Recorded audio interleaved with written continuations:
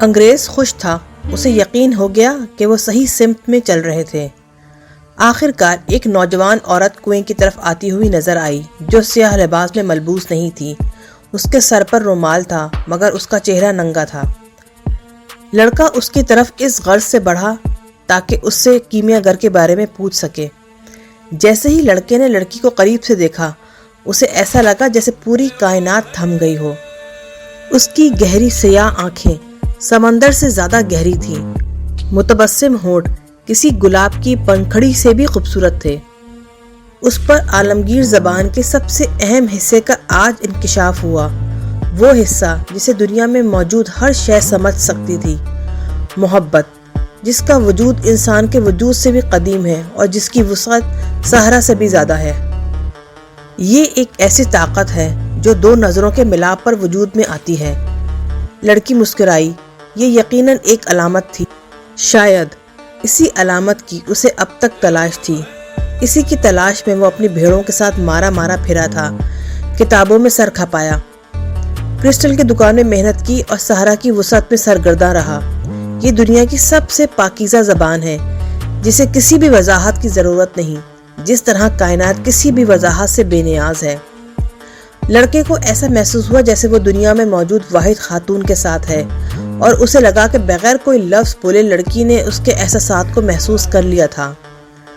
اس کے نزدیک اس حقیقت کا وجود دنیا کی کسی اور حقیقت سے زیادہ تھا۔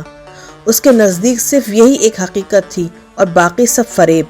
اس کے والدین نے کہا تھا کہ کسی کو زندگی کا ساتھی بنانے سے پہلے اس کے ساتھ محبت ہونا ضروری ہے، لیکن ہو سکتا ہے کہ جن لوگوں کو ایسا محسوس ہوتا ہو وہ عالمگیر زبان سے یکسر نابلد ہوں، کیونکہ اگر انسان کو یہ زبان آتی ہو تو اسے معلوم ہوتا ہے کہ کوئی اس کا دنیا کے کسی گوشے میں منتظر ہے، چاہے وہ صحرا کے بیچوں بیچ ہو یا پھر کسی پرہجوم شہر میں۔ اور جب اس طرح کے دو انسان ملتے ہیں اور ان کی آنکھیں آپس میں ٹکراتی ہیں تو ماضی اور مستقبل یکدم معدوم ہو جاتے ہیں۔ صرف ایک حقیقت باقی رہ جاتی ہے کہ سب کچھ کسی ایک ذات کا تخلیق کردہ ہے جس نے محبت کو وجود بخشا اور روح کو مارز وجود میں لایا۔ محبت کے بغیر کسی کے بھی خواب اس کے لیے بے معنی ہوتی ہیں۔ مکتوب، لڑکے نے سوچا، اس سے پوچھو۔ انگریز نے اسے جھنجھوڑا۔ وہ لڑکی کے قریب گیا تو وہ مسکرا دی۔ لڑکے نے بھی مسکراہٹ کا جواب مسکراہٹ سے دیا۔ تمہارا نام کیا ہے؟ اس نے پوچھا۔ فاطمہ، لڑکی نے نظریں چراتے ہوئے جواب دیا۔ اس طرح کے نام تو میرے ملک میں بھی خواتین کے ہوتے ہیں۔ یہ نام ہمارے پیغمبر صلی اللہ علیہ وآلہ وسلم کی بیٹی کا تھا، فاطمہ نے جواب دیا۔ یہ نام مسلمان فاتحین کے ساتھ دنیا کے ہر خطے میں پھیل گیا۔ فاتحین کے ذکر پر لڑکی کی خوبصورت آنکھوں میں فخر کے احساسات نظر آئے۔ انگریز کے دوبارہ ٹھوکا دینے سے اس نے لڑکی سے وہی سوال کیا جو اس سے قبل وہ دو مردوں سے اور ایک عورت سے پوچھ چکا تھا۔ یہ وہی شخص ہے جسے دنیا کے بہت سارے رازوں سے آگاہی حاصل ہے اور صحرا کے جن بھی اس کے تابع ہیں، لڑکی نے جواب دیا۔ اس نے جنوب کی سمت اشارہ کرتے ہوئے بتایا کہ وہ عجیب و غریب انسان ادھر رہتا ہے۔ پھر اس نے اپنا برتن پانی سے بھرا اور واپس چلی گئی۔ لڑکے نے واپس گھوم کر دیکھا تو انگریز بھی غائب تھا۔ لڑکا کنویں کی منڈیر پر بیٹھ گیا۔ وہ سوچنے لگا کہ ایک دن ٹیریفا میں لیوینترا کی ہوائیں اس تک اس لڑکی کی مہک لے کر آئی تھی، اور وہ اس لڑکی سے اس وقت سے محبت کرتا ہے جب اس کا وجود بھی نہیں تھا۔ اسے لگا کہ اس کی یہ محبت اسے اس قابل بنا دے گی کہ وہ دنیا کے ہر خزانے کو ڈھونڈ نکالے گا۔ اگلے دن لڑکا دوشیزہ سے ملنے کی امید میں کنویں پر آیا۔ اسے حیرت ہوئی کہ انگریز اس سے پہلے ہی وہاں موجود تھا اور صحرا کی طرف دیکھ رہا تھا۔ میں کل شام تک اس کا انتظار کرتا رہا، انگریز نے بتایا۔ وہ پہلے ستارے کی روشنی کے ساتھ ہی ظاہر ہوا تھا۔ میں نے اسے اپنے مقصد سے آگاہ کیا تو اس نے مجھ سے پوچھا کہ کیا کبھی میں نے دھات کو سونے میں بدلنے میں کامیابی حاصل کی ہے۔ میں نے اسے بتایا کہ میں اسی مقصد کے لیے ہی تو یہاں آیا ہوں۔ اس نے مجھ سے کہا، جاؤ اور کوشش کرو۔ لڑکا خاموش رہا۔ بیچارے انگریز نے صرف یہ جواب سننے کے لیے تو صحرا عبور نہیں کیا تھا۔ جیسے ہی انگریز رخصت ہوا، فاطمہ کنویں کی طرف آتی ہوئی دکھائی دی۔ میں تمہیں صرف ایک بات بتانے آیا ہوں کہ میں تم سے شادی کرنا چاہتا ہوں۔ لڑکی کے ہاتھ سے برتن گر گیا۔ پانی میں اتنی طاقت نہیں تھی کہ ریت کا زور توڑ کر بہہ سکے۔ میں روزانہ اسی جگہ تمہارا انتظار کروں گا۔ میں نے یہ صحرا ایک خزانے کی تلاش میں عبور کیا، تب مجھے یہ جنگ ایک آفت لگتی تھی، مگر اب یہ میرے لیے رحمت ہے کیونکہ اس کی وجہ سے میری تم سے ملاقات ہوئی ہے۔ لڑائی تو ایک دن ختم ہو جائے گی، لڑکی بولی۔ لڑکے نے کھجور کے درختوں کی طرف دیکھا۔ اس نے سوچا کہ وہ اس سے پہلے بھی ریوڑ چرایا کرتا تھا اور اب دوبارہ وہی کام کر سکتا ہے۔ اس کے لیے فاطمہ ہی دنیا کا سب سے قیمتی خزانہ تھی اور اس کا ساتھ ہی اس کی منزل تھا۔ قبائلی لوگ ہمیشہ ہی خزانے کے متلاشی رہتے ہیں، فاطمہ بولی، جیسا کہ اس کو محسوس ہو گیا تھا کہ وہ کیا سوچ رہا تھا۔ اور صحرا کی عورت کو اپنے مرد پہ فخر ہے۔ اس نے اپنا برتن پانی سے بھرا اور واپس چلی گئی۔ لڑکا ہر روز کنویں پر فاطمہ سے ملنے کے لیے جاتا تھا۔ اس نے فاطمہ کو اپنی زندگی کے بارے میں بتایا، بوڑھے شہنشاہ سے ملاقات کا ذکر کیا اور کرسٹل کی دکان کے بارے میں بتایا۔ وہ بہت جلد ایک دوسرے کے قریب آ گئے، سوائے ان 15 منٹ کے جو وہ کنویں پر فاطمہ کے ساتھ گزارتا تھا۔ پورا دن گزارنا اس کے لیے مشکل ہو جاتا تھا۔ جب قافلے کو نخلستان میں 1 ماہ کا عرصہ گزر گیا تو قافلے کے سردار نے پورے قافلے کو اکٹھا کیا۔ ہمیں نہیں معلوم کہ لڑائی کب ختم ہوگی، اس لیے یہ ناممکن ہے کہ ہم اپنا سفر جاری رکھ سکیں، سردار بولا۔ لڑائی زیادہ طول بھی پکڑ سکتی ہے اور ممکن ہے کہ یہ کئی سال تک جاری رہے۔ دونوں حریف طاقتور ہیں اور لڑائی میں فتح حاصل کرنا دونوں اطراف کا مطلوب ہے۔ یہ حق و باطل کی لڑائی نہیں بلکہ ایسی طاقتوں کے درمیان جنگ ہے جن کا مطمع نظر طاقت کا توازن قائم کرنا ہے، اور اس طرح کی جنگ زیادہ طویل ہوتی ہے کیونکہ اللہ دونوں کے ساتھ ہوتا ہے۔ تمام لوگ واپس اپنے اپنے خیموں میں چلے گئے اور لڑکا فاطمہ سے ملنے۔ اس دن تم نے مجھ سے کہا تھا کہ تم مجھ سے محبت کرتے ہو، فاطمہ نے سوال کیا۔ پھر تم نے مجھے کائنات کی روح اور عالمگیر زبان کے بارے میں بھی بتایا تھا۔ شاید اس لیے میں بھی محسوس کرتی ہوں کہ میں تمہارے وجود کا ایک حصہ ہوں۔ لڑکا یکسوئی سے اس کی بات سن رہا تھا۔ لڑکی کی آواز اس کے لیے اس نغمگی سے بھی زیادہ خوبصورت تھی جو ہوا کے چلنے کی وجہ سے کھجور کے پتوں سے پیدا ہو رہی تھی۔ میں شاید اس نخلستان میں ہمیشہ سے تمہاری منتظر بھی تھی، لڑکی نے اپنی بات جاری رکھی۔ میں نے اپنی روایات کو پس پش ڈال دیا اور یہ بھی بھول گئی کہ صحرا کی خواتین سے کس رویے کی امید کی جاتی ہے۔ بچپن ہی سے مجھے امید تھی کہ اس صحرا کی وسعتوں سے میرے خوابوں کا شہزادہ ایک دن ضرور آئے گا اور وہ تم ہو۔ لڑکے کا دل چاہا کہ وہ بے اختیار فاطمہ کا ہاتھ تھام لے، لیکن اس کے دونوں ہاتھ پانی کے برتن کے گرد لپٹے ہوئے تھے۔ تم نے مجھے اپنے خواب، بوڑھے بادشاہ اور خزانے کے بارے میں بھی بتایا، لڑکی نے بات جاری رکھی، اور پھر تم نے مجھے نشانیوں کے بارے میں بھی بتایا۔ اب مجھے کسی بات کی فکر نہیں کیونکہ مجھے معلوم ہے کہ یہی نشانیاں تمہیں میرے پاس لائی ہیں، اور میں تمہارے خواب کا حصہ ہوں اور میں ہی تمہاری منزل ہوں۔ اس لیے میری خواہش ہے کہ تم اپنے خزانے کی تلاش جاری رکھو۔ اگر تم لڑائی کے ختم ہونے کا انتظار کرنا چاہتے ہو تو ضرور یہاں رہو۔ ہوا ریت کے ٹیلوں کو جگہ بدلنے پر تو مجبور کر سکتی ہے لیکن صحرا کو نہیں بدل سکتی۔ صحرا ہمیشہ سے صحرا ہی ہے اور یہ ہمیشہ ایسا ہی رہے گا۔ مکتوب: اگر میں واقعی تمہاری خواب کا حصہ ہوں تو مجھے یقین ہے کہ ایک دن تم میرے پاس واپس لوٹ آؤ گے۔ لڑکا اس دن بہت اداس تھا۔ اسے رہ رہ کے ان تمام چرواہوں کا خیال آ رہا تھا جنہوں نے اپنے گھر بسا لیے تھے۔ انہیں اپنے شریک ہاتھ کو یہ بار بار کرانے میں انتہائی مشکل ہوئی تھی کہ ویرانے میں جانا ان کے لیے کتنا ضروری ہے۔ محبت کا تقاضا ہے کہ وہ اپنی محبت کے ساتھ رہیں، اس نے اگلے دن فاطمہ کو بتایا۔ یہ صحرا گواہ ہے کہ ہمارے مرد ہمیشہ صحرا کو اپنے قدموں تلے رونتے رہے ہیں اور وہ کبھی کبھی واپس بھی نہیں آتے، اور ہم خواتین اس چیز کی عادی ہیں۔ جو واپس نہیں آتے وہ بادلوں کا حصہ بن جاتے ہیں اور جو کڑکتی دھوپ میں سایہ فراہم کرتے ہیں، یا اس پانی میں شامل ہو جاتے ہیں جو بنجر زمین کو سیراب کرتا ہے۔ وہ ہر ایک شے میں شامل ہو جاتے ہیں۔ وہ کائنات کی روح میں واپس لوٹ جاتے ہیں۔ کچھ لوگ واپس لوٹ آتے ہیں اور باقی خواتین پھر بھی آس میں رہتی ہیں کہ ایک دن ان کے مرد بھی واپس ضرور آئیں گے۔ مجھے ان خواتین کی آس ہمیشہ اچھی لگتی تھی اور اب میں بھی ان کا حصہ بننا چاہتی ہوں جو اپنے مردوں کے انتظار میں لمحے گنتی ہیں۔ میں اس صحرا کی بیٹی ہوں اور مجھے اس بات پہ فخر ہے۔ میری خواہش ہے کہ میرا خاوند اسی طرح آزاد ہو جیسے یہ ہوا، اور کبھی ایسا موقع آیا تو میں بھی یہ قبول کر لوں گی کہ وہ بھی اس کائنات کی ہر شے میں شامل ہو جائے۔ لڑکا انگریز کی تلاش میں تھا، وہ اسے فاطمہ کے بارے میں بتانا چاہتا تھا۔ اس نے حیرت سے دیکھا کہ انگریز نے اپنے خیمے کے باہر ایک بھٹی بنائی تھی۔ اس بھٹی کے اوپر ایک شیشے کی سراہی رکھی تھی اور نیچے لکڑیوں کی آگ جل رہی تھی۔ سہرا کی طرف دیکھتے ہوئے انگریز کی آنکھوں میں وہ چمک تھی جو کتابیں پڑھتے وقت مفقود تھی۔ یہ کام کا پہلا مرحلہ ہے، وہ بولا۔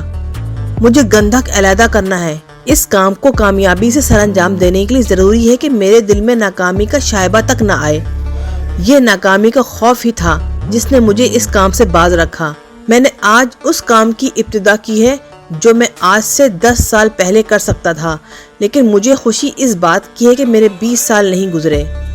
وہ مسلسل آگ روشن رکھے ہوئے تھا۔ لڑکا خاموشی سے اسے دیکھتا رہا۔ جب ڈوبتے سورج کی سرخی سے صحرا کی ریت نے بھی لالی چرا لی تو اس نے سوچا کہ وہ صحرا میں نکل جائے، یہ آزمانے کے لیے کہ کیا صحرا کی خاموشی میں اس کے تمام سوالات کے جواب پوشیدہ ہیں یا نہیں۔ وہ کچھ دیر تک صحرا میں آوارہ گردی کرتا رہا، لیکن نگاہیں نخلستان پر رکھیں۔ وہ ہوا کی سرسراہٹ سن سکتا تھا اور اپنے قدموں کے نیچے آنے والے پتھروں کو بھی۔ کہیں کہیں اسے سیپیاں بھی نظر آئیں۔ اس سے اس نے اندازہ لگایا کہ کبھی یہ صحرا سمندر بھی ہوگا۔ وہ ایک پتھر پہ بیٹھ گیا اور افق کے مسحور کن نظارے سے لطف اندوز ہونے لگا۔ وہ محبت اور ملکیت کے فرق پر غور کر رہا تھا، مگر دونوں میں تفریق کرنے سے قاصر تھا۔ فاطمہ دختر صحرا تھی اور اس کو سمجھنے کے لیے صحرا کو سمجھنا ضروری تھا۔ جب وہ اپنے خیالات میں مستغرق تھا تو اسے اپنے سر کے اوپر حرکت محسوس ہوئی۔ اس کے اوپر صحرائی بازوں کا ایک جوڑا محو پرواز تھا۔ وہ ہوا کے دوش پر تیرتے بازوں کو دیکھتا رہا۔ اگرچہ ان کی پرواز میں کوئی ربط نہیں تھا، لیکن وہ اس سے کچھ محسوس کر سکتا تھا، مگر اسے الفاظ کا روپ دینے سے قاصر تھا۔ وہ ان کی پرواز کا بغور مطالعہ کرنے لگا تاکہ اس سے کوئی معنی اخذ کر سکے۔ شاید یہ باز اس پر محبت بغیر ملکیت کو واضح کر رہے تھے۔ اس نے محسوس کیا کہ اسے نیند آ رہی ہے۔ اس نے بیدار رہنے کی بھرپور کوشش کی، لیکن وہ بیک وقت سونا بھی چاہتا تھا۔ میں عالمگیر زبان سیکھ رہا ہوں، اس نے سوچا۔ دنیا کی ہر شے اب میرے لیے ایک مفہوم رکھتی ہے، یہاں تک کہ بازوں کی پرواز بھی، اس نے اپنے آپ سے کہا۔ اس نے سوچا کہ یہ محبت کا کرشمہ ہی ہے کہ ہر چیز اس کے لیے معنی رکھتی ہے۔ اچانک ایک باز نے غوطہ لگایا اور دوسرے پر جھپٹا۔ اس کے ساتھ ہی ایک تصویر لڑکے کے ذہن میں پردہ اسکرین پر چمکی۔ ایک فوج بے نیام تلواروں کے ساتھ نخلستان پہ حملہ آور ہو رہی تھی۔ یہ تصویر پلک جھپکتے ہی میں غائب ہو گئی، لیکن اپنا اثر چھوڑ گئی۔ لڑکا کانپ رہا تھا۔ اس نے لوگوں سے سنا تھا کہ انسان کو صحرا میں سراب نظر آتے ہیں، اسے خود بھی اس کا تجربہ ہو رہا تھا۔ سراب دراصل انسان کی غیر تکمیل شدہ خواہشات ہیں جو اتنی شدت رکھتی ہیں کہ انسان کو لگتا ہے کہ زمین پر ان کا وجود ہے۔ اس نے ایک بار صحرا کی سنہری ریت پر توجہ دینے کی کوشش کی، لیکن اس کے دل میں کچھ ایسی بے چینی تھی جو اس کی توجہ کو مرکوز کرنے سے روک رہی تھی۔ اس نے کوشش کی کہ اس تصویر کو بھلا دے اور دوبارہ اپنے ذہن کو مرکوز کر سکے۔ ہمیشہ نشانیوں کی رہنمائی میں اپنا راستہ تلاش کرو، بوڑھے بادشاہ کے الفاظ اس کے کانوں میں گونجے۔ لڑکے نے تصویر میں نظر آنے والے واقعے کو دوبارہ یاد کیا اور محسوس کیا کہ یہ واقعہ حقیقت میں ظہور پذیر ہونے والا ہے۔ وہ اٹھا اور کھجور کے درختوں کی طرف چل پڑا۔ ایک بار پھر اس نے محسوس کیا کہ ہر ایک چیز کی کئی زبانیں ہیں۔ اس دفعہ صحرا تو محفوظ تھا، لیکن نخلستان خطرے میں تھا۔ ہدی بان کھجور کے درخت کے پاس بیٹھا غروب آفتاب کا نظارہ کر رہا تھا۔ اس نے لڑکے کو ٹیلے کے دوسری جانب سے آتے ہوئے دیکھا۔ نخلستان پر ایک فوج حملہ آور ہونے والی ہے، وہ ہدی بان کو مخاطب کر کے بولا۔ میں نے اس کی جھلک دیکھی ہے۔ صحرا کی یہی خوبی ہے کہ وہ انسان کے ذہن میں بہت ساری تصویریں بناتا ہے، ہدی بان نے جواب دیا۔ لڑکے نے اسے صحرائی بازوں کے بارے میں بتایا کہ کس طرح وہ ان کی پرواز کا مشاہدہ کر رہا تھا کہ اچانک اس کی رسائی ایک لمحے کے لیے کائنات کی روح تک ہو گئی، جہاں اس نے وہ منظر دیکھا جو مستقبل میں ہونے والا تھا۔ ہدی بان فوراً لڑکے کی بات سمجھ گیا۔ اسے معلوم تھا کہ دنیا میں موجود ہر شے خدا کے حکم پر اس بات پر قادر تھی کہ مستقبل کو لوگوں پر ظاہر کر دے۔ کوئی اس کا تجربہ کسی کتاب کو پڑھ کے کر سکتا ہے اور کوئی پتوں کو پلٹ کر یا ہاتھوں کی لکیریں پڑھ کر یا پھر صرف پرندوں کی پرواز کا مشاہدہ کر کے۔ مشاہدے کا ذریعہ کوئی بھی ہو، اگر خدا کا حکم ہو تو انسان مستقبل کی جھلک دیکھ سکتا ہے۔ قبائلی لوگ مستقبل کا حال بتانے والوں سے مشورہ کرنے سے گریز کرتے ہیں۔ ان کا خیال ہے کہ اگر انہیں اس بات کا علم ہو جائے کہ اس لڑائی میں ان کا انجام موت ہے تو پھر وہ لڑائی میں اپنا کردار ادا نہیں کر سکتے۔ وہ اس بات کو ترجیح دیتے ہیں کہ لڑائی میں اپنی بہادری کے جوہر دکھائیں، بغیر یہ جانے کہ لڑائی کا نتیجہ کیا ہوگا۔ مستقبل کا حال تو صرف اللہ کو ہی معلوم ہے اور لوح محفوظ پر لکھا ہے، اور اس نے جو بھی لکھا ہے انسان کی فلاح اسی میں ہے، کیونکہ اللہ عادل ہے اور رحیم ہے۔ وہ انسان پر اپنی رحمت کا سایہ کیے ہوئے ہیں۔ وہ انسان کی قسمت میں کچھ ایسا نہیں لکھ سکتا جو اس کے لیے نقصان دہ ہے۔ یہ تو انسان کے اپنے اعمال ہیں جن کی وجہ سے وہ اپنے آپ کو مصیبت سے دوچار کر لیتا ہے۔ اس لیے صحرائی لوگ صرف حال میں زندہ رہتے ہیں۔ حال اچانک ظاہر ہونے والے واقعات سے بھرا ہوا ہے اور انہیں بہت سارے خطرات کے لیے ہمہ وقت تیار رہنا ہوتا ہے۔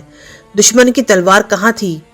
اس نے گھوڑا کہاں باندھا؟ اسے دشمن پر کیسی ضرب لگانی چاہیے کہ وہ خود زندہ رہ سکے؟ ہدیبان چونکہ جنگجو نہیں تھا، اس لیے اس نے مستقبل کا حال بتانے والوں سے کئی مرتبہ مشورہ کیا تھا۔ ان میں سے کچھ تو سچ بتاتے تھے جبکہ اکثر غلط تھے۔ ایک دفعہ جب اس نے ایک طویل عمر جوتشی سے مشورہ کیا تو اس نے سوال کیا کہ وہ مستقبل کا حال جاننے میں اتنی دلچسپی کیوں رکھتا تھا۔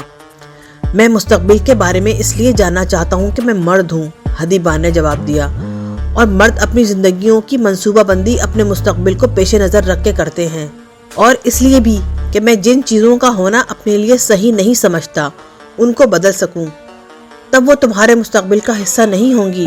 جوتشی بولا، اگر تمہارے ساتھ کوئی حادثہ ہونے والا ہے اور تمہیں اس کی پیشگی خبر ہے تو وہ اپنے وقوع پذیر ہونے سے پہلے ہی تمہیں ایذا پہنچائے گا۔ جوتشی اس بات میں مہارت رکھتا تھا کہ وہ ریت پر چھڑیاں پھینکتا اور ان کے گرنے کے انداز سے واقعات کے ظہور پذیر ہونے کی پیشن گوئی کرتا تھا۔ اس دن اس نے کوئی پیشن گوئی نہ کی۔ اس نے اپنی چھڑیوں کو کپڑے میں لپیٹا اور واپس اپنے تھیلے میں رکھ لیا۔ میری گزر اوقات لوگوں کے حالات کی پیشن گوئی کرنے پر ہے، جوتشی بولا۔ میں چھڑیوں کے استعمال میں مہارت رکھتا ہوں۔ مجھے معلوم ہے کہ کس طرح ان کے استعمال سے میں اس جگہ کو دیکھ سکتا ہوں جہاں ہر چیز لکھی ہوئی ہے۔ میں تو یہ بھی دیکھ سکتا ہوں کہ ماضی میں کیا ہوا ہے، لیکن میں مستقبل کے بارے میں صرف قیافہ شناسی کرتا ہوں۔ مستقبل کا حال تو صرف خدا کو معلوم ہے، اور یہ صرف اللہ ہی ہے، اگر چاہے تو اس کا محدود علم کسی انسان کو دے دے۔ میں مستقبل کے بارے میں قیافہ شناسی کرتے ہوئے نشانیوں کا سہارا لیتا ہوں جو حال میں موجود ہیں۔ راز صرف حال میں ہے۔ اگر تم حال پر توجہ دو تو تم اس کو بدل سکتے ہو، اس لیے جو اس کے بعد آئے گا وہ بہتر ہی ہوگا۔ اس لیے مستقبل کی فکر بھول جاؤ اور حال میں اس اعتماد کے ساتھ زندہ رہو کہ اللہ کو اپنے بندوں سے بہت پیار ہے۔ وہ کیا حالات ہوں گے جب اللہ مجھ پر میرا مستقبل آشکار کر دے گا؟ ہدیبان نے جوتشی سے پوچھا۔ جب اللہ چاہے۔ اللہ صرف کبھی کبھار ایسا کرتا ہے، اور جب بھی وہ کسی انسان کو غیب کا علم دیتا ہے تو اس کی ایک ہی وجہ ہوتی ہے، وہ یہ کہ مستقبل کے بارے میں جو لکھا تھا اس مقصد سے لکھا تھا کہ تبدیل ہوگا۔ خدا نے لڑکے کو مستقبل کی ایک جھلک دکھائی تھی، ہدیبان نے سوچا۔ خدا نے اس لڑکے کو ایسا کیوں بنایا؟ جاؤ اور قبیلے کے سردار کو اس کی خبر دو، ہدیبان نے لڑکے کو ہدایت کی۔ وہ لوگ میرا مذاق اڑائیں گے، لڑکے نے جواب دیا۔ وہ صحرا کے باسی ہیں اور صحرا کے باسی جانتے ہیں کہ نشانیوں کا کیا مطلب ہوتا ہے۔ تب تو وہ پہلے سے ہی اس بارے میں جانتے ہوں گے کہ نخلستان پہ حملہ ہونے والا ہے، لڑکے نے جواب دیا۔ انہیں شاید اس بات کی فکر اب تک نہیں۔ انہیں یقین ہے کہ اللہ اگر ان تک کوئی خبر پہنچانا چاہتا ہے تو وہ اس کی اطلاع ضرور کسی کے ذریعے پہنچا دے گا، اور اس سے قبل بھی کئی دفعہ ایسا ہو چکا ہے، اور اس دفعہ وہ خبر پہنچانے والے تم ہو۔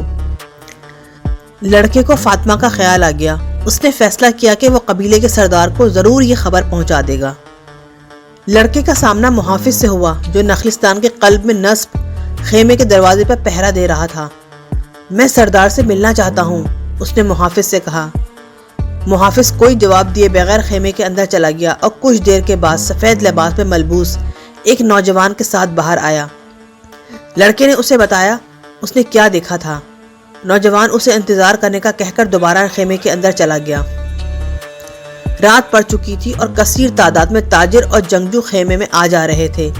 ایک ایک کر کے آگ کے الاؤ بجھ رہے تھے، اور تھوڑی دیر کے بعد نخلستان میں صحرا جیسی خاموشی چھا گئی۔ اس وقت لڑکے کے ذہن میں صرف اور صرف فاطمہ کا خیال تھا۔ وہ اب تک اس کی گفتگو کا آخری حصہ سمجھنے سے قاصر تھا۔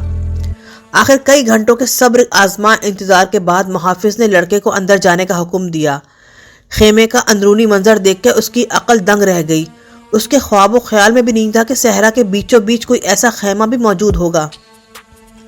خیمے کا فرش ایسے خوبصورت قالینوں سے ڈھکا ہوا تھا جو آج تک اس کی نظر سے نہیں گزرے تھے۔ درمیان میں سونے کے فانوس لٹک رہے تھے جن کے اندر موم بتیاں روشن تھیں۔ قبائل کے سردار نیم دائرے کی شکل میں ریشم کے گاؤ تکیوں کے ساتھ ٹیک لگا کر بیٹھے ہوئے تھے۔ ملازم چاندی کی تشتریوں میں خشک میوہ اور قہوہ پیش کر رہے تھے اور کچھ حقے میں آگ کو تازہ رکھنے میں مصروف تھے۔ فضا میں دھوئیں کی بھینی سی مہک تھی۔ خیمے میں 8 سردار موجود تھے، لیکن لڑکے نے اپنی ذہانت سے اندازہ لگایا کہ ان میں کون سا سردار سب سے زیادہ رتبے کا مالک ہے۔ وہ سفید اور سنہری لباس میں ملبوس تھا اور نیم دائرے کے درمیان میں بیٹھا ہوا تھا۔ اس کے ایک پہلو میں وہی نوجوان موجود تھا جس سے اس کی خیمے کے باہر ملاقات ہوئی تھی۔ یہ کون ہے جو نشانیوں کی زبان جاننے کا دعویٰ رکھتا ہے؟ ایک سردار نے لڑکے پر نظر جماتے ہوئے پوچھا۔ میں، لڑکے نے جواب دیا، اور پھر اس نے پورا واقعہ تفصیل سے بیان کر دیا۔ صحرا آخر کار اپنا آپ ایک اجنبی پہ کیوں ظاہر کرے گا جبکہ اسے معلوم ہے کہ ہم نسلوں سے اس کے باسی ہیں؟ ایک اور سردار بولا۔ کیونکہ میری نگاہیں اب تک صحرا کے عادی نہیں ہوئیں، لڑکے نے فوراً جواب دیا۔ میں اس چیز کو محسوس کرتا ہوں جسے صحرا نشین شاید نظر انداز کر دے، اور اس لیے بھی کہ میں کائنات کی روح کو سمجھ سکتا ہوں۔ اس نے اپنے آپ سے کہا۔ نخلستان ایک غیر متنازع علاقہ ہے اور کوئی بھی اس پہ حملہ کرنے کی غلطی نہیں کر سکتا، تیسرا سردار بولا۔ میں تو صرف اتنا بتا سکتا ہوں جو میں نے دیکھا ہے۔ اگر آپ اس پر یقین نہیں کرنا چاہتے تو آپ کی مرضی۔ خیمے میں بحث شروع ہو گئی۔ وہ لوگ ایسے لہجے میں عربی بول رہے تھے جو لڑکے کو سمجھ نہیں آ رہی تھی۔ جب وہ جانے کے ارادے سے واپس مڑنے لگا تو محافظ نے اسے رکنے کا اشارہ کیا۔ لڑکے پر خوف طاری ہو گیا۔ علامات اس بات کی نشاندہی کرتی تھیں کہ کچھ غلط ہونے والا ہے۔ اسے افسوس ہونے لگا کہ اس نے اس واقعے کا ذکر حدیبان سے کیوں کیا تھا۔ پھر درمیان میں بیٹھے ہوئے سردار کے چہرے پر مسکراہٹ نظر آئی اور لڑکے کو کچھ اطمینان ہوا۔ یہ سردار اب تک کی بحث میں بالکل خاموش رہا تھا۔ لڑکے کو کیونکہ عالمگیر زبان کی سدھ بودھ تھی، اس لیے اسے احساس تھا کہ خیمے کی پرسکون فضا میں اس کے آنے سے ایک دم ارتعاش پیدا ہو گیا تھا۔ اب وجدان اسے بتاتا تھا کہ یہاں آ کر اس نے صحیح فیصلہ کیا تھا۔ بحث ختم ہو چکی تھی۔ تمام سردار خاموشی سے سردار کی بات سننے کے لیے ہمتن گوش تھے۔ سردار لڑکے کی طرف متوجہ ہوا۔ اس کا چہرہ بالکل سپاٹ تھا۔ 2000 قبل بھی ایک نوجوان ایسا گزرا ہے جو خوابوں پر یقین رکھتا تھا، بوڑھے سردار نے پہلی بار بولتے ہوئے کہا۔ اس کو پہلے ایک کنویں میں پھینکا گیا، پھر غلام بنا کر فروخت کیا گیا۔ ہمارے جیسے تاجروں نے اسے خریدا اور اسے مصر لے آئے، اور ہمارا اعتقاد ہے کہ جو کوئی بھی خوابوں پر یقین رکھتا ہے اسے ان کی تعبیر بھی معلوم ہو جاتی ہے۔ بوڑھے نے اپنی بات جاری رکھی۔ جب فرعون نے خواب میں دیکھا کہ کچھ گائیں فربا تھیں اور کچھ بہت کمزور، تو اس نوجوان نے مصر کو ایک خوفناک قحط سے بچایا۔ اس نوجوان کا نام یوسف تھا۔ وہ بھی اس سرزمین میں تمہاری طرح اجنبی تھا اور شاید تمہاری ہی عمر کا تھا۔ سردار نے کچھ دیر توقف کیا۔ اس کی نگاہوں میں اب تک اجنبیت تھی۔ ہم لوگ روایت کی پاسداری کرتے ہیں، اور روایت نے ہی ان دنوں میں مصر کو قحط سے بچایا اور مصر والے امیر ترین لوگ بن گئے۔ روایت ہی سے ہمیں یہ معلوم ہوتا ہے کہ ہم نے اس صحرا کو کیسے عبور کرنا ہے اور ہم نے اپنے بچوں کی شادیاں کیسے کرنی ہیں۔ روایت ہی ہمیں یہ سکھاتی ہے کہ نخلستان ایک غیر متنازع علاقہ ہے، کیونکہ دونوں اطراف میں نخلستان موجود ہیں اور دونوں ہی فریق یکساں طور پر عدم تحفظ کا شکار ہیں۔ خیمے میں مکمل سکوت تھا اور تمام لوگ بوڑھے سردار کی بات بغور سن رہے تھے، اور روایت ہی ہمیں سکھاتی ہے کہ ہم صحرا کی آواز سنیں۔ ہمارا تمام علم اسی صحرا کی دین ہے۔ سردار نے اشارہ کیا اور تمام لوگ کھڑے ہو گئے۔ یہ ملاقات کے اختتام کا اعلان تھا۔ ملازموں نے حقے بجھا دیے اور محافظ مؤدب کھڑے ہو گئے۔ لڑکا بھی جانے کو تیار تھا کہ اس دوران سردار دوبارہ بولا۔ کل ہم وہ معاہدہ توڑ دیں گے جس کے مطابق نخلستان میں ہتھیار اٹھانا ممنوع ہے۔ ہم تمام دن دشمن کا انتظار کریں گے اور سورج غروب ہونے کے ساتھ ہی تمام لوگ دوبارہ اپنے ہتھیار پھینک دیں گے۔ دشمن کی ہر 10 لاشوں پر تمہیں سونے کا ایک سکہ ملے گا۔ اگر ہتھیاروں کو زیادہ دیر تک استعمال نہ کیا جائے تو انہیں زنگ لگ جاتا ہے، اور اگر ان میں سے ایک بھی ہتھیار کل استعمال نہ ہوا تو وہ تم پر استعمال کیا جائے گا۔ جب لڑکا خیمے سے باہر نکلا تو نخلستان میں صرف چاند کی روشنی تھی۔ وہ اپنے خیمے سے 20 منٹ کی مسافت پہ تھا۔ اس نے آہستہ آہستہ اپنے خیمے کی طرف قدم اٹھانا شروع کیے۔ وہ ابھی تک پیش آمدہ واقعات کے اثر سے نہیں نکل سکا تھا۔ وہ کائنات کی روح تک تو پہنچنے میں کامیاب ہو گیا تھا، لیکن شاید اس کو اس بات کی قیمت اپنی زندگی کی صورت میں ادا کرنی پڑ رہی تھی۔ وہ خوف زدہ تھا، لیکن وہ تو تمام عمر ہی خطرناک قدم اٹھاتا آیا تھا، اور بقول حدی بان کے آج کے دن مرنا کل کی موت سے برا نہیں تھا۔ ہر دن اس بات کا متقاضی تھا کہ اسے جیا جائے۔ تمام دنیا کا محور ایک لفظ تھا، مکتوب۔ اسے کوئی پشیمانی نہیں تھی۔ اگر کل وہ مارا بھی گیا تو اس کا مطلب یہ ہوگا کہ خدا کو مقصود نہیں کہ مستقبل کو تبدیل کیا جا سکے۔ مرنے سے قبل کم از کم اس نے سمندر عبور کیا تھا، کرسٹل کی دکان میں کام کیا تھا، یہ طویل صحرا عبور کیا تھا، اور سب سے بڑھ کر یہ کہ فاطمہ کی گہری کالی آنکھوں کی ایک جھلک دیکھی تھی۔ اپنا گھر چھوڑنے کے بعد اس نے ہر دن کو بھرپور انداز میں جیا تھا۔ اس نے اب تک وہ کچھ دیکھا تھا جس کا دوسرے چرواہے تصور بھی نہیں کر سکتے تھے، اور اسے اس بات پر فخر تھا۔ یکدم ایک دھماکہ ہوا اور وہ زمین پر گر گیا۔ فضا میں دھول کی اتنی دبیس تہ جمی ہوئی تھی کہ چاند کی روشنی مدھم پڑ گئی تھی۔ اس کے سامنے ایک جسیم قسم کا سفید گھوڑا کھڑا تھا۔ جب دھول کی تہ کچھ کم ہوئی تو لڑکے نے خوفزدہ کر دینے والا منظر دیکھا۔ گھوڑے کے پہلو میں سیاہ کپڑوں میں ملبوس ایک طویل قامت آدمی کھڑا تھا۔ اس کے کندھے پہ باز بیٹھا ہوا تھا، اس کے سر پہ پگڑی تھی اور اس کا منہ کالے رومال سے ڈھکا ہوا تھا۔ وہ صحرا کا پیغامبر لگ رہا تھا۔ اس کی شخصیت صحرا کے روایتی پیغامبروں سے زیادہ متاثر کن تھی۔ سیاہ پوش آدمی نے گھوڑے کی زین کے ساتھ بندھی میان سے ایک بہت بڑی تلوار نکالی۔ تلوار چاند کی روشنی میں چمک رہی تھی۔ کس کی اتنی ہمت ہے کہ وہ بازوں کی پرواز کو پڑھ سکے؟ اس کی آواز کی گونج پورے نخلستان میں سنائی دی۔ وہ میں ہوں جس نے یہ جرت کی تھی، لڑکے نے جواب دیا۔ اس کے ذہن میں سنتیاگو میٹامورس کی تصویر تھی، جو اپنے سفید براق گھوڑے پر سوار ہے، اور گھوڑے کے سم نیچے پڑے ہوئے دشمن کی چھاتی پر ہیں۔ یہ آدمی بالکل اسی طرح لگ رہا تھا، فرق صرف یہ تھا کہ کردار اب بدل چکے تھے۔ میں نے یہ جرت کی ہے، اس نے دہرایا، اور اپنا سر نیچے کر کے اپنے آپ کو تلوار کا وار وصول کرنے کے لیے تیار کیا۔ بہت ساری قیمتی جانیں صرف اس لیے بچ جائیں گی کیونکہ میں نے کائنات کی روح تک رسائی حاصل کر لی تھی۔ تلوار اس کی گردن پر نہیں گری تھی، بلکہ اجنبی نے تلوار کی نوک سے اس کی ٹھوڑی اوپر کو اٹھائی۔ خون کا ایک قطرہ نکل کر ریت میں جذب ہو گیا۔ گھوڑ سوار بالکل خاموش تھا، اور یہی حال لڑکے کا تھا۔ اس کے ذہن میں ایک بار بھی یہ نہیں خیال آیا تھا کہ اسے اٹھ کر بھاگ جانا چاہیے۔ اس کے دل میں ایک عجیب قسم کی طمانینت تھی۔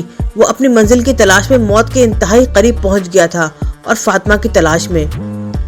آخر کار علامت سچ ثابت ہو گئی، اور اب وہ دشمن کے سامنے تھا، لیکن اسے موت کا کوئی ڈر نہیں تھا۔ کائنات کی روح اس کی منتظر تھی، اور وہ جلد ہی اس کا حصہ ہوگا، اور ایسا ہی اس کے دشمن کے ساتھ ہونے والا تھا۔ اجنبی کی تلوار لڑکے کی ٹھوڑی کے نیچے تھی۔ تم نے پرندوں کی پرواز سمجھنے کی جرت کیوں کی؟ میں نے صرف اس کا مشاہدہ کیا جو مجھے پرندے بتانے کی کوشش کر رہے تھے۔ وہ اس نخلستان کو بچانا چاہتے تھے۔ کل کا دن تم سب کے لیے موت کا پیغام لائے گا، کیونکہ یہاں تم سے زیادہ تعداد میں مرد موجود ہیں۔ تلوار اپنی جگہ پر موجود تھی۔ تم اللہ کی مرضی بدلنے والے کون ہوتے ہو؟ اللہ نے فوجوں کو پیدا کیا ہے، اور اسی نے پرندوں کو تخلیق کیا ہے۔ اس اللہ ہی نے مجھے پرندوں کی زبان سکھائی ہے۔ سب کچھ اسی ایک ہاتھ کا تحریر کردہ ہے، لڑکے نے جواب دیا۔ اس کے ذہن میں ہدی بان کی آواز گونج رہی تھی۔ گھوڑ سوار نے تلوار نیچے کھینچ لی، اور لڑکے کو یکدم سکون کا احساس ہوا۔ پیشن گوئیاں کرتے ہوئے احتیاط کرو۔ جب ایک چیز لکھی گئی ہے تو یہ ناممکن ہے کہ اس کو تبدیل کیا جا سکے، گھوڑ سوار بولا۔ میں نے صرف فوج کی یلغار دیکھی ہے، لڑکے نے جواب دیا۔ میں نے لڑائی کا انجام نہیں دیکھا، اجنبی اس کے جواب سے مطمئن نظر آتا تھا۔ ایک اجنبی اس سرزمین پہ کیا کر رہا ہے؟ گھوڑ سوار بولا۔ میں اپنی منزل کی تلاش میں آیا ہوں، मगर तुम इस बात को नहीं समझोगे। घुड़सवार ने तलवार वापस म्यान में रख ली। लड़के ने सुख का सांस लिया। मैंने तुम्हारी जुर्रत का इम्तिहान लेना था, घुड़सवार बोला। जुर्रत ही बुनियादी खूबी है कायनात की जबान को समझने के लिए। लड़के को हैरत हुई कि घुड़सवार ऐसी बातें कर रहा है जिसका इल्म बहुत कम लोगों को था। इतना दूर आने के बाद तुम कभी हिम्मत ना हारना, उसने बात जारी रखी। सहरा से प्यार करो, लेकिन उस पर अंधा एतमाद ना करना, क्योंकि सहरा हमेशा मर्दों का इम्तिहान लेता है। ये हर कदम पर चैलेंज करता है और जिनके कदम बहक जाते हैं उन्हें हलाक कर देता है।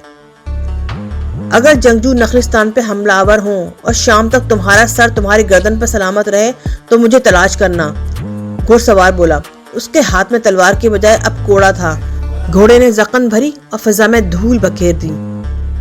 तुम कहाँ रहते हो? लड़के ने सवाल किया। कोड़े वाला हाथ जुनूब की तरफ उठा। लड़का समझ गया कि उसकी मुलाकात कीमियागर से हुई है।